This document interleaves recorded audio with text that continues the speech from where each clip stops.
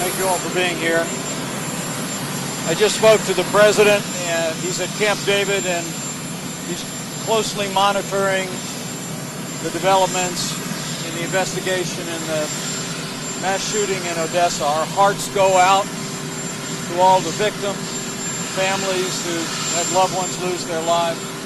We commend the law enforcement in Odessa for their swift and courageous response.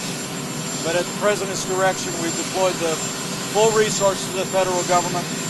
They're on site. The President spoke to the Attorney General.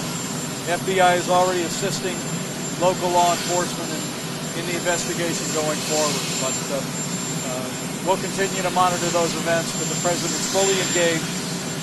Also, the President was briefed this afternoon on the latest on Hurricane Dorian.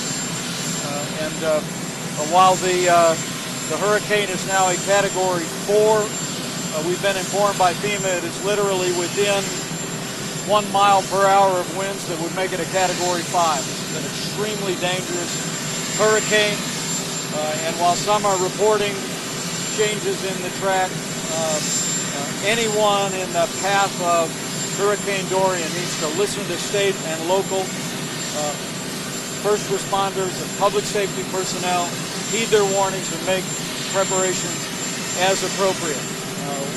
We're watching this storm very carefully. The President was briefed today on video conference from Camp David. I spoke to the acting director and myself, and we're going to continue to make sure that Florida, Georgia, South Carolina, North Carolina all have the resources that they need to deal with Hurricane Dorian, whatever track it takes.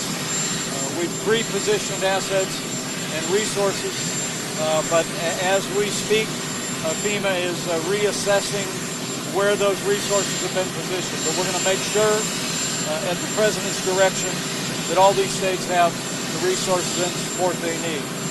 For our part, it will be our great honor to travel to Poland to represent the President and the people of the United States at an enormously important moment marking the 80th anniversary of the beginning of the Second World War.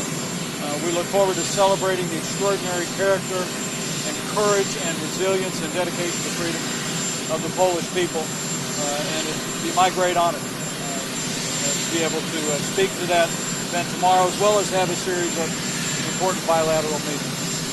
But again, I just spoke to the President a few moments ago. He's been in touch with the Attorney General, and we've deployed the full resources of federal government and law enforcement to support the investigation in Odessa. But our hearts break for the families who have loved ones who've been injured, those who had loved ones who've lost their lives in the wake of this latest mass shooting.